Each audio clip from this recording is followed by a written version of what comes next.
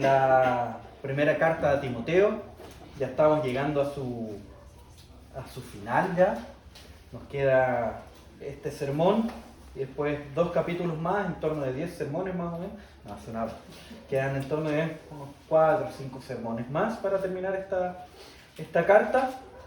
Y el día de hoy nosotros vamos a meditar el final del capítulo 4, que es desde el versículo 6 hasta el versículo 16.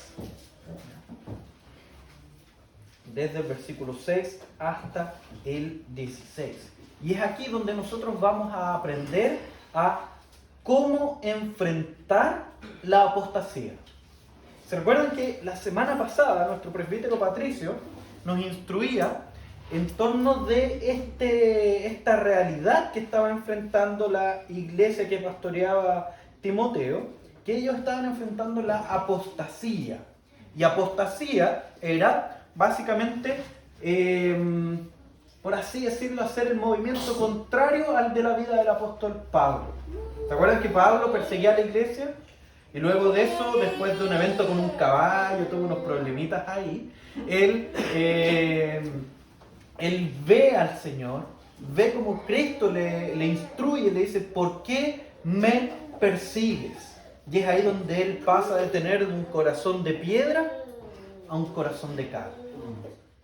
Y comienza a amar al Señor, a predicar el Evangelio y seguir los pasos de su Creador. ¿Ya? La apostasía es lo contrario. Es aquel que está dentro del pueblo de Dios, forma parte de la iglesia y en un momento a otro le da la vuelta, gira en 180 grados, le da la espalda al pueblo de Dios, le da la espalda a la iglesia, pero no contento con eso, da la vuelta entera en 360 grados y comienza a perseguir al pueblo de Dios. Empieza a atacar a la iglesia. Eso es la apostasía. Aquellos que andaban entre nosotros, pero terminan persiguiendo al pueblo de Dios. Como Judas, que andaba con el pueblo de Dios, pero no era parte del pueblo de Dios, y persiguió a tal nivel a la iglesia que entregó al Señor a la muerte. Entonces, es acá donde en los primeros versículos, del 1 al 5, se nos hablaba de estos espíritus engañadores. Y espíritus engañadores no es lo que muchas veces nosotros vemos en el mundo afuera, en otras denominaciones incluso, de especies de fantasmas o de espíritus propiamente tal que hablan ciertas cosas. Espíritus engañadores son enseñanzas que son contrarias a la palabra de Dios. ¿Ya? Por ejemplo, la Escritura, cuando habla de doctrinas de demonios, no está refiriéndose a que un demonio propiamente tal está enseñando algo. En un sentido espiritual sí, pero hace referencia a toda enseñanza, toda doctrina que es contraria a la palabra de Dios. Tanto que empiece a surgir desde dentro de la misma iglesia, o cualquier enseñanza y doctrina que esté fuera de la iglesia y que sea contraria a la palabra de Dios. Entonces, es ahí donde en estos primeros 5 versículos se nos hablaba de eso, de esa apostasía. Y los versículos 6 al 16 va a ser la instrucción de Pablo a Timoteo de cómo enfrentar esa apostasía. Y ahí a lo mejor usted puede decir: ya, pero estamos en una iglesia relativamente saludable, estamos en una iglesia relativamente cercana a la palabra de Dios, entonces quizás esa instrucción no sea tan válida en los días de hoy para nosotros. Pero déjame decirte que ciertamente es válida, ciertamente es necesaria, porque en el mundo nos vemos enfrentados a enseñanzas que son contrarias a la palabra de Dios y no nos damos cuenta de eso. No logramos a veces, dada la normalización de esos estilos de vida, la normalización de esas enseñanzas, no nos damos cuenta que atentan en contra de los principios fundamentales de la palabra. Dejen dar un ejemplo simple, muy simple, tal vez demasiado, pero que puede ilustrar un poco eso. Cuando nosotros íbamos al colegio, o los pequeñines que ya van en el colegio, cuando se habla del ser humano, se lo categoriza como siendo un Homo sapiens, ¿cierto? Y nosotros vendríamos siendo Homo sapiens, ¿cierto? Algunos quizás. No, pero más. Algunos más que otros. No, broma. Entonces somos Homo sapiens. Eso es sabido por todos, aceptado por todos, ¿cierto? ¿Qué es lo que está diciendo ese término, que obviamente es evolucionista? Está afirmando que lo que nos caracteriza como seres humanos, aquello que nos hace diferentes de todo el resto de lo creado, es precisamente nuestra capacidad de pensar. Si nosotros no tuviéramos esa capacidad de razonar, de pensar las situaciones, entonces eso nos quitaría este estándar de ser humano. Homo sapiens, hombre que piensa. Pero las escrituras no nos establecen que es eso lo que nos define como seres humanos. Las escrituras establecen que lo que nos define como seres humanos es precisamente nuestra capacidad de relacionarnos de manera especial con el Creador. Nuestra capacidad de estar ligados, unidos al Creador. Entonces, en estricto rigor, nosotros vendríamos siendo homo religioso, por así decirlo. Un ser humano que tiene la capacidad de estar religado, reunido al Creador. Ya sea en una relación de amor o en una relación de odio. Pero hay una unión. ¿Ok? Entonces, eso es lo que nos define como ser humanos, nuestra relación especial con el Creador. No nuestra capacidad de pensar. Porque fíjense en las últimas consecuencias que tendría llevar eso a la práctica. Si nosotros estamos delante de una persona que no tiene esas capacidades intelectuales, que no tiene esas capacidades de pensamiento, pensemos en una persona en un estado vegetal, pierde su condición humana. Porque no tiene esa capacidad. Y por lo tanto, es ahí donde nosotros nos encontramos al mundo discutiendo en, por ejemplo, temas como la capacidad de asesinar a una persona en esa condición. Sí. Entonces, fíjense cómo va afectando este tipo de enseñanzas que son contrarias a la palabra de Dios en lo práctico. ¿Ya? Entonces, a todo eso podemos llamarlo doctrinas de demonios o doctrinas de espíritus engañadores que sí nos afectan. Que sí nos afectan en nuestro día a día y que muchas veces no nos damos cuenta. Y por eso es importante saber cómo enfrentarlas, cómo enfrentar esta apostasía. ¿Ya? Entonces leamos el texto, versículos del 6 al 16 del capítulo 4 de Timoteo. Dice así: si esto enseñas a los hermanos, serás buen ministro de Jesucristo, nutrido con las palabras de la fe y de la buena doctrina que has seguido. Desecha las fábulas profanas y de viejas. Ejercítate para la piedad, porque el ejercicio corporal para poco es provechoso, pero la piedad para todo aprovecha, pues tiene promesa de esta vida presente y de la venidera.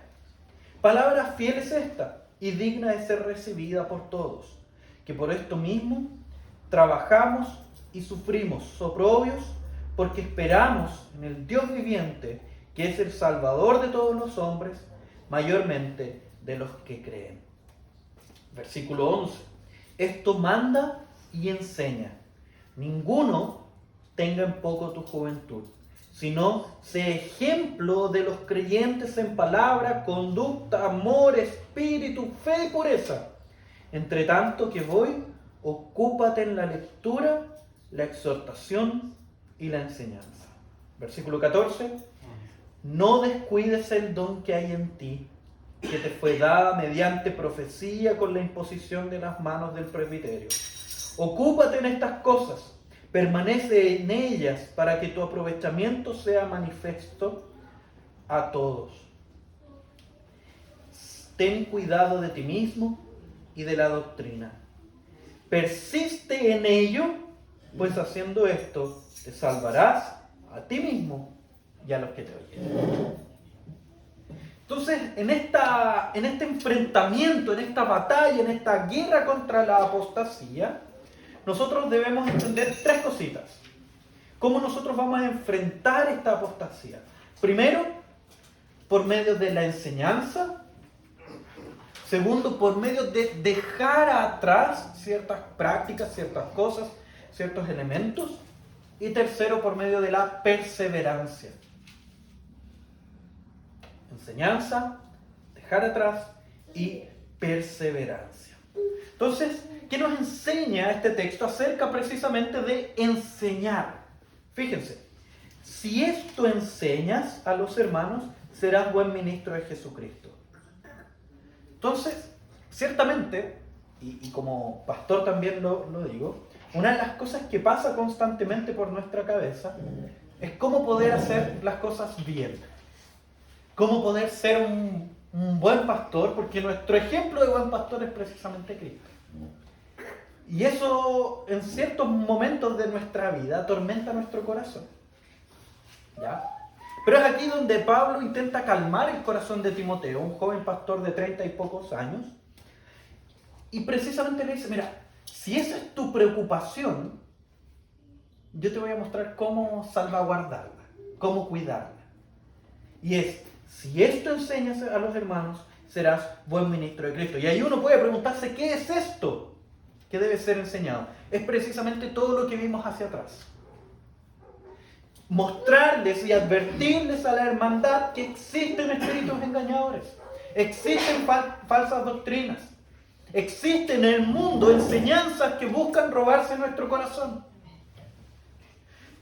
¿Qué más tenemos que mostrarle a nuestra hermandad? El misterio de la piedad, lo que nosotros hablábamos 2 sermones atrás.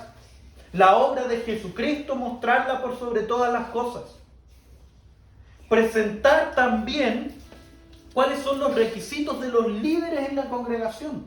Cómo nosotros debemos guiarnos como iglesia. Cómo nosotros debemos estructurarnos. Cómo Dios quiere que su iglesia se mueva. Y no solo mostrar eso, sino que también mostrar las instrucciones que Dios establece para su pueblo, de cómo su pueblo tiene que vivir, de cómo su pueblo tiene que guiarse, cómo su pueblo debe orar delante de Dios, cómo su pueblo debe vivir de manera santa y agradable a Cristo. Si esas instrucciones son entregadas constantemente por Timoteo, entonces él será un buen ministro. ¿Y cómo poder entregar estas instrucciones? Precisamente nutrido con las palabras de la fe, de la buena doctrina que has seguido. Entonces, lo primero resulta obvio. ¿Cómo poder entregar estas enseñanzas? Por medio de la palabra, por medio de la escritura. No por medio de sueños, no por medio de ideas personales, no por medio de lo que yo crea que pueda ser mejor, no por medio de lo que la cultura diga que es mejor para la guía de la iglesia, no los planes quizás empresariales que podamos presentar o de marketing para poder mostrar la congregación, tampoco lo que dé resultado para hacer esta congregación más grande, sino que solamente la palabra de Dios. Y probablemente, quizás tú hayas pasado momentos en tu vida en que hayas tenido dudas en tu fe. Tranquilo, no es algo malo. A veces pasamos momentos, por causa de que nuestro corazón está quebrado, en que tenemos dudas de nuestra fe. De repente vienen pensamientos intrusivos que te dicen, uy, ¿será todo esto verdad? Y a veces pasan esas cosas. Es parte de nuestra naturaleza caída. Y es parte precisamente de ese espíritu apóstata, de cultura apóstata, que viene a contaminar nuestro corazón y hace que esos pensamientos surjan. Entonces, ¿cómo evitarlos? ¿Cómo distanciarse de esos pensamientos que a veces abruman nuestro corazón? Por medio de la palabra. por medio de la Escritura. En la medida que más nos acercamos a la Escritura, más precisamente vamos a acallar esos sentimientos, esas voces que a veces surgen de nuestro corazón. Los solíamos comentar con nuestros compañeros de seminario, que a veces pasaban momentos bien tensos en el seminario. ¿A qué me refiero con bien? Bueno, ahí Camilo entendió inmediatamente. Así como también muchos universitarios pasan momentos tensos en los cuales hay muchos trabajos, muchas cosas que hacer, muchos trabajos que realizar, muchos grupos que guiar, etcétera, etcétera. En el seminario nosotros teníamos 12 ramos por semestre. Eran hartos ramos por semestre. Pues estábamos exclusivamente dedicados al seminario, entonces nos daban bien hartos ramos. Entonces, ¿qué ocurría? Había momentos, generalmente muy cercanos a final de semestre, en que había que leer libros gigantescos, de tipos de varios miles de cientos de años atrás, de los años 200, 300, otros tipos de los años 1000 y tantos, otros de los 1500 y así, y librazos así, con párrafos gigantes, porque en esa época no existía el punto aparte, por alguna razón. Entonces, desarrollos de pensamientos gigantescos que uno no entendía nada, y al final, después de horas y horas de leer, uno terminaba parado y decía, ¿será todo esto así? ¿Será que estoy dedicando mi vida a lo correcto? Y por alguna razón surgía también ese pensamiento en el corazón de, chuta, ¿será verdad todo esto de la obra de Cristo, de la salvación? O incluso más, a veces uno no cuestionaba la obra de Cristo, no cuestionaba la obra de Dios, pero sí, ¿será que esto es para mí? ¿Será que yo seré parte de este pueblo? ¿Será que ese Cristo que murió en la cruz murió por mí? Y a veces surgen esos pensamientos en el corazón porque estamos quebrados, porque tenemos un corazón quebrado, porque tenemos un corazón que es amancillado, que es golpeado por el pecado del mundo también. O sea, como si no bastara por el pecado que brota de nuestro corazón, también está el pecado del mundo que nos atormenta y que busca ahogar esa semilla que ha brotado en nuestro corazón. A veces las situaciones de la vida nos ahogan también. A veces momentos dolorosos en nuestra vida nos ahogan también. Y es precisamente en esos momentos donde puede surgir ese dolor en forma de duda. En forma de, ¿será esto real? ¿Y cómo combatir ese espíritu de apostasía que puede atormentarnos? Precisamente con la palabra de Dios, con la comunión con Dios. En esos momentos que surjan esos pensamientos, en esos momentos que surjan esas palabras, en esos momentos en que el mundo te atormente, para, detente, ora delante de Dios. Ponte de rodillas delante de Dios. Toma la palabra de Dios, toma tu Biblia y busca la instrucción de Cristo.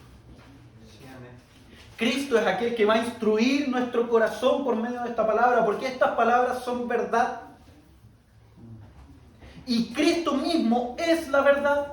Es aquí donde nosotros podemos tener comunión con Cristo mismo, comunión con Dios mismo. Es la antesala de lo que vamos a disfrutar cuando Cristo venga y podamos caminar con Él.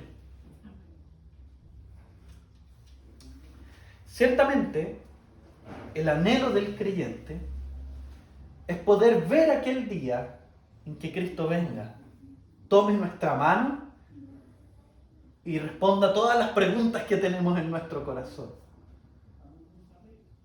La antesala de eso es tomar la Escritura y leerla. Tenemos ese privilegio de acercarnos a eso. No sé si a usted le gusta el cine. Y no sé si alguna vez se ha pillado esperando el lanzamiento, no de la película, sino que del tráiler. Y cómo eso ya puede llenar nuestro corazón de al fin ya vi un poquitito de esto que se viene. Ya con esto soy feliz. Y después cuando en vez de lanzar un tráiler juntos lanzan dos, ya es la panacea, es la gloria misma. Entonces eso pasa también con nosotros. La escritura es aquella que puede llenar nuestro corazón, que puede mostrarnos ese futuro maravilloso y que puede alegrar nuestro corazón en el presente. Por eso nosotros debemos estar nutridos de la palabra de Dios, de la palabra de la fe y la buena doctrina. Y ahí dice, que has seguido. El miedo de todo padre cristiano es que su hijo se descarríe o ande en Egipto, por así decirlo. Es el miedo de todo padre cristiano.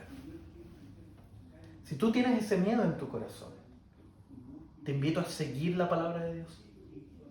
Porque las cosas que tú vas a instruir, las cosas que tú vas a decir, van a ser aún más permeadas cuando tú mismo las sigues. Cuando nosotros pensamos en el famoso texto de instruye al niño en su camino y aun cuando fuere viejo no se apartará de él, ahí yo siempre me pregunto, ¿quién es el viejo? ¿El niño o el camino? Aun cuando fuere viejo, ¿quién? Aun cuando fuere viejo el niño, ahí no se apartará de él. O aun cuando el camino fuere viejo, es decir, un camino ya recorrido. ¿Quién es el viejo en esa historia? Yo creo personalmente que es el camino. Y lo que el texto busca decir es que el padre y los padres deben instruir al niño en el camino en el cual él debe andar, pero que este camino ya haya sido recorrido previamente por sus padres. Y es ahí donde este niño no se apartará de ese camino. No es una promesa para el futuro. Es una constatación de una realidad. En la medida que como padres estemos guiando a nuestros hijos tomados de la mano, mientras ellos estén a nuestro lado, no se apartarán de ese camino. Después, ellos tomarán sus decisiones y tendrán sus responsabilidades delante del Señor. Pero en el presente, mientras vivan bajo mi techo, en el presente es precisamente mi deber recorrer el camino. Es mi deber seguir la senda marcada por Cristo. Es mi deber seguir los pasos del Creador. Y después saltamos al versículo 11, donde vuelve a repetir la misma idea. Interesantemente, el texto repite 2 veces la misma idea de la enseñanza, mostrando un poco la importancia de la enseñanza de la palabra de Dios. Esto manda y enseña, ninguno tenga un poco tu juventud, sino sé ejemplo de los creyentes en palabra, conducta, amor, espíritu, fe y pureza. Entre tanto que voy, ocúpate en la lectura, la exhortación y la enseñanza. Y con enseñanza, aquellos que han estudiado pedagogía pueden ser mucho más que yo, no es solo pararse delante de alguien y mostrarle en un pizarrón lo que debe ser hecho. No es solo mostrar una idea en un pizarrón, sino que va más allá. Cuando Dios quiere enseñar a su pueblo, Él no se para adelante con una tiza, bueno ya no tiza, con un plumón, y empieza a explicarles todas las cosas. Ya no tiene que ver con eso. Cuando nosotros vemos las instrucciones de Dios, la pedagogía de Dios, nosotros vemos cómo Dios utiliza todo el cuerpo del ser humano para enseñarles. Utiliza experiencias, utiliza cosas visibles, cosas sensoriales. Es interesante cuando Dios quiere mostrarle a su pueblo que Él está con su pueblo, Él se presenta con una columna de fuego para acompañarlos. Cuando Él quiere mostrar que Él es el que provee, precisamente Él les manda maná. Cuando Él quiere mostrar que el pecado es algo hediondo es algo terrible, es algo doloroso, lo que hace es mandar a quemar animales enteros, con pelo, grasas y todo eso. Y eso ya daba precisamente un sentido nauseabundo a lo que ahí estaba ocurriendo. ¿Por qué? Porque en estricto rigor estaban quemando sus pecados. Y salía un olor nauseabundo de esos sacrificios. Dios enseña por todos los sentidos al ser humano. Y continúa haciéndolo con nosotros. Cuando Él quiere mostrar que Él fue esmagado en una cruz, partido en una cruz, que su sangre fue derramado, Él lo hace por medio del gusto. Y nos presenta un vino y un pan. Lo mismo que pasó también en el pasado en el Antiguo Testamento.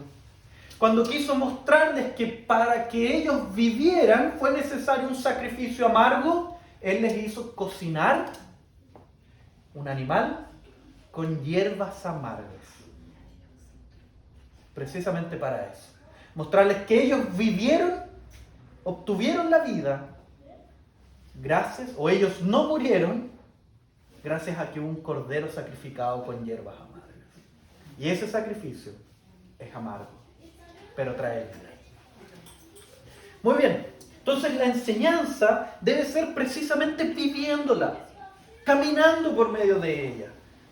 Y no solo con la enseñanza nosotros podemos enfrentar la apostasía, sino que también por medio de dejar atrás ciertas cosas. Fíjense versículo 7. Desecha las fábulas profanas y de viejas. Me encanta este texto. No, mentira. No. Desecha las fábulas profanas y de viejas. ¿Por qué? ¿Qué estaban hablando de esto? Está hablando precisamente de todas aquellas conversaciones vanas que tenían la intención de jactarse a sí mismos. Está hablando un poco a este pueblo judío que buscaba interminables genealogías para mostrar cómo su linaje era el más puro y el más adecuado para el pueblo judío. Y en eso llevaban debatiendo días y todo lo demás. Pero en estricto rigor, así como nosotros hoy en día no estamos siguiendo genealogías y todo eso, ninguno de nosotros va a salir diciendo, no, si mira, sí, mi familia viene y va a ir recorriendo hasta llegar al rey David. Jamás vamos a hacerlo. De partida por la distancia cultural que tenemos. Dios quiera que nunca hagamos. Pero sí caemos en discusiones vanas, en discusiones vacías, en conversaciones que no edifican, en aquella comunión que no solo no edifica, sino que también entorpece nuestra vida, que nos distancian precisamente de la palabra de Dios. Sí.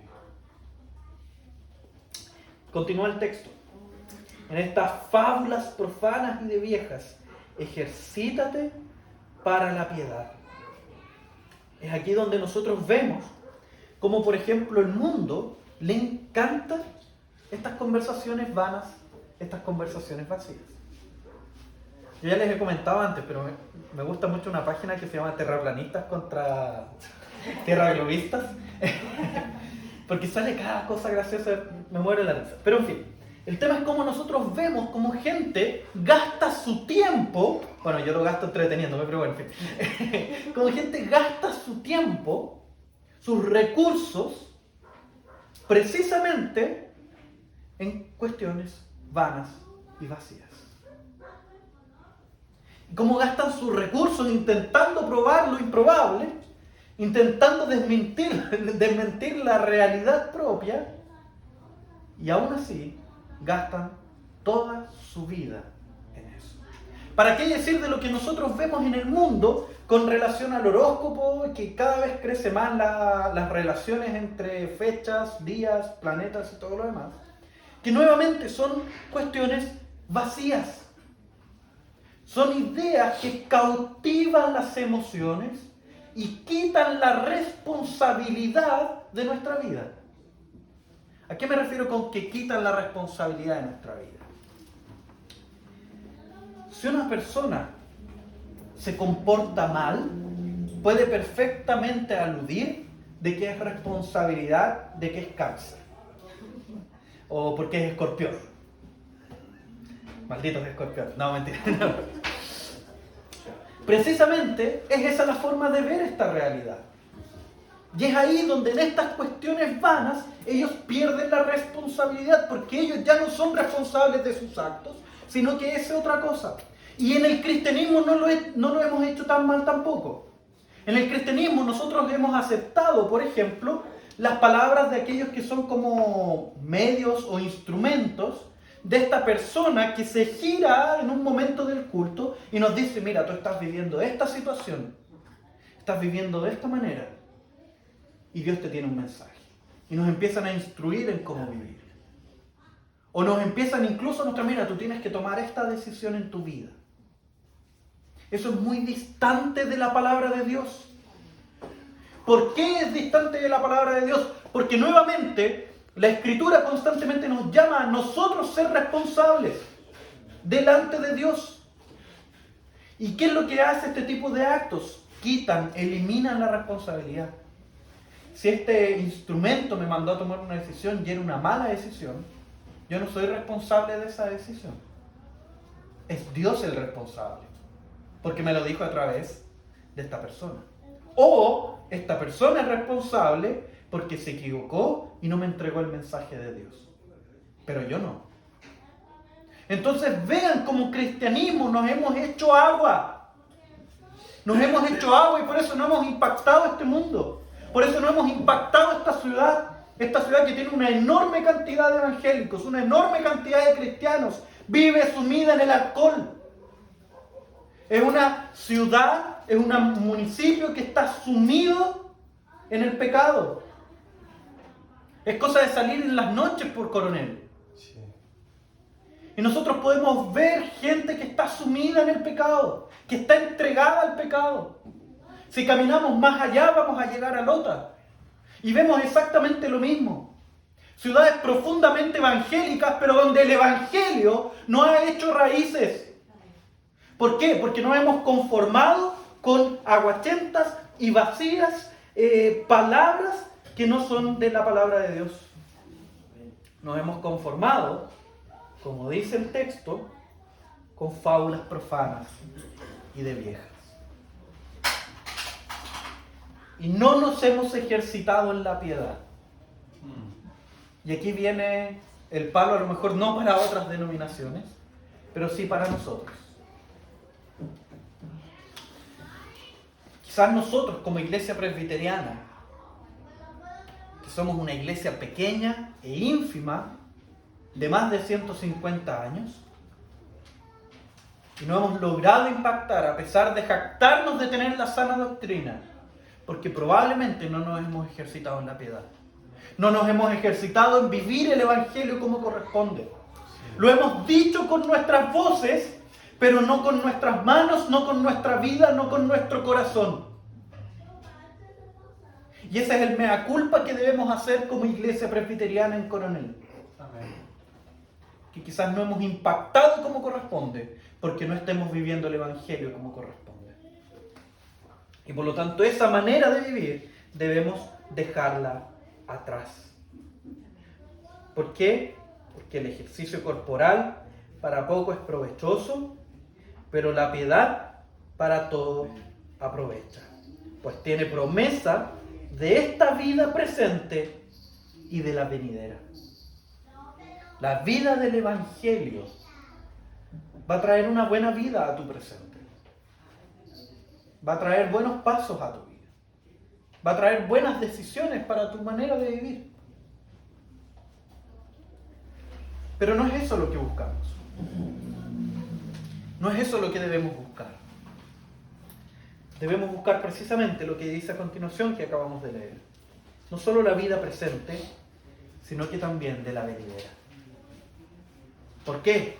Porque a pesar de vivir el evangelio en cada una de sus letras, puede ser que no obtengamos el beneficio en esta vida.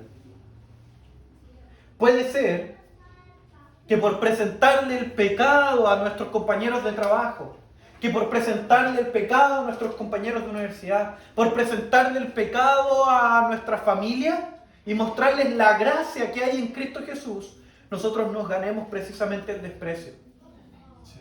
Porque el mundo desprecia que le muestren su pecado y su maldad como lo que es. Y es parte de nuestra labor.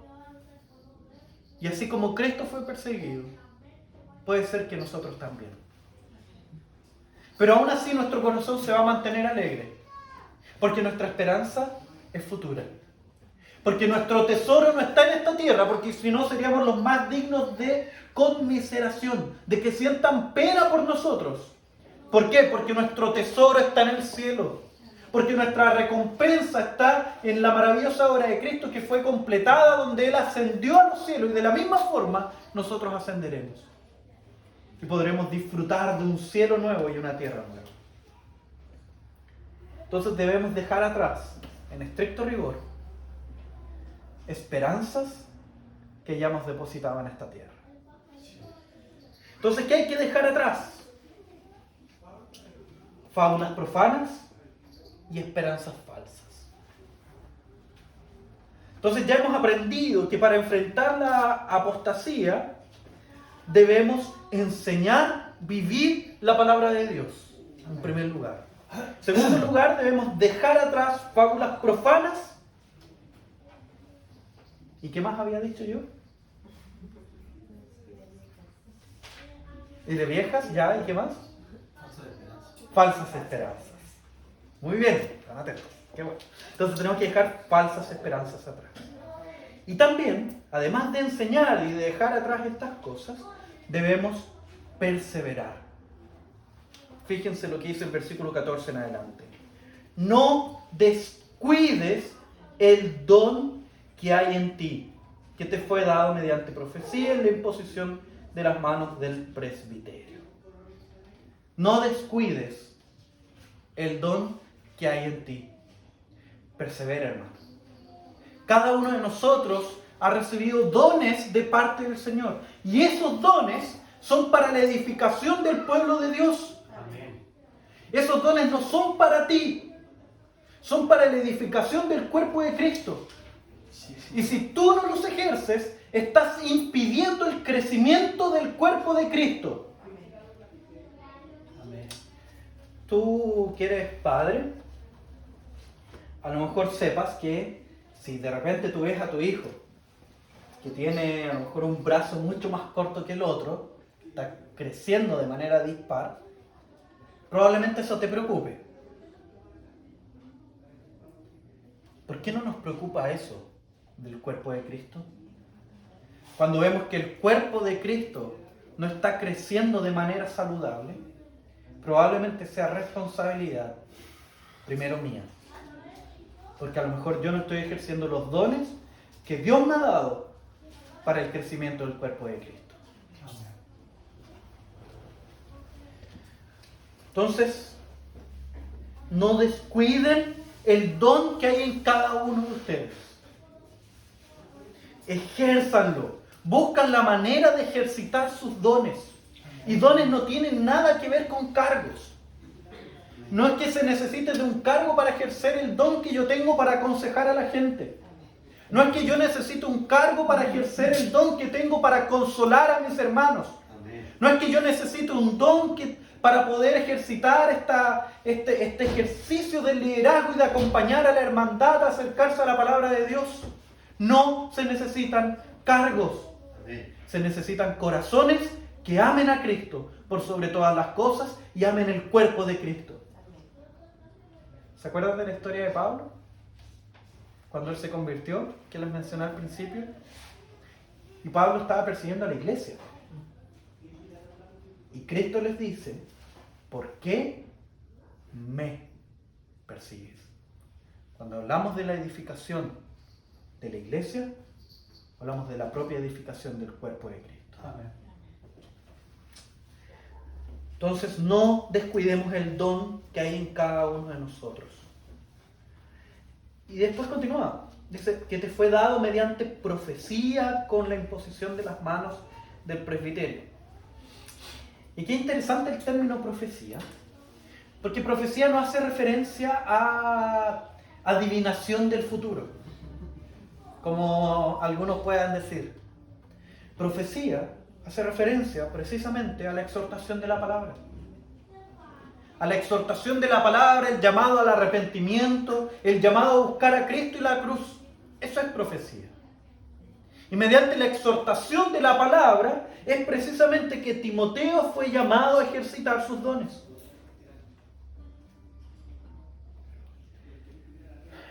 Probablemente en las iglesias afuera veamos profetas, veamos nuevos apóstoles, hasta arcángeles en una que otra iglesia hay por ahí. Y todos ellos van a estar prometiendo salud, buena vida, prosperidad. Y todas ellas son promesas falsas y distantes del Evangelio, que corrompen la verdad, que engañan precisamente al pueblo de Dios. Malditos sean. Y ese debe ser el sentimiento de nuestro corazón, porque están pervirtiendo lo más hermoso que tenemos en este mundo, que es la palabra de Dios, que nos revela al Dios mismo y que podemos tener comunión con Él. Y nosotros no hemos hecho nuestro ejercicio de profetas de atacar precisamente el pecado, de mostrarles lo distantes que están de la palabra de Dios, de ir a aquellos engañados y llevarles la verdad. Debe dolernos el corazón por todas esas personas que han sido manipuladas espiritualmente. Debe nuestro corazón quebrarse de dolor porque son hijos de Dios que viven engañados por culpa de lobos voraces. Amén. Por eso mi anhelo es que nuestra iglesia se constituya, precisamente se construya como una iglesia a la imagen de Cristo, que busca abrazar a aquellos que se convierten por primera vez, la única vez, que se convierten y llegan a la iglesia, llegan al cuerpo de Cristo y son abrazados por cada uno de nosotros. Pero también que nos construyamos como una iglesia que abraza a aquellos que llegan heridos por haber sido presa de lobos voraces. Aquellas ovejas que llegan con sus pies quebrados por haber sido atormentado por esos lobos.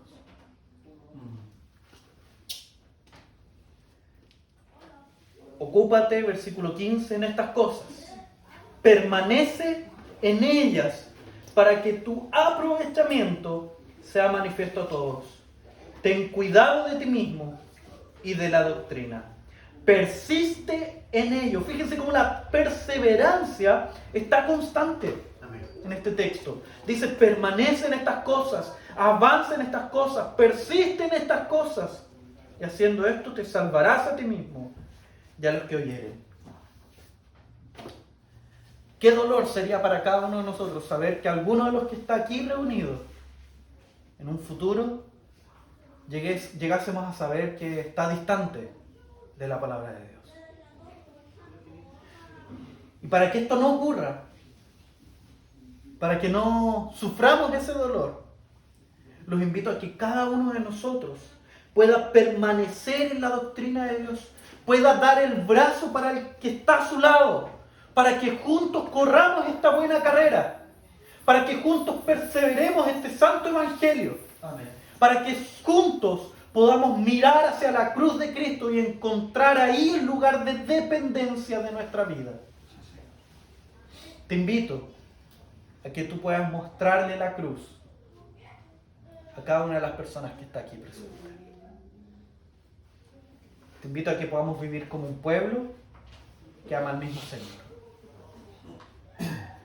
Probablemente tú tengas a lo mejor familiares que hayan sido creyentes y que hoy en día estén distanciados de la palabra de Dios. Te invito a acercarte a ellos. Te invito a acercarte a ellos con una palabra amorosa. Te invito a que tú te acerques a ellos a compartir algún café y mostrarles el evangelio. A lo mejor tú tengas un ser querido que nunca ha conocido de esta palabra de Dios. Te invito a que puedas llamarlo por teléfono y hablarle del santo evangelio. A lo mejor no con palabras técnicas. A lo mejor simplemente mostrando lo bueno que ha sido para tu vida. Amén.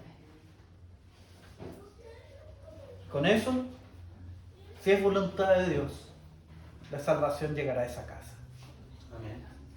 Entonces, ¿cómo confrontar la apostasía?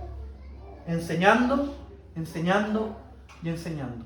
Con cada uno de nuestros pasos.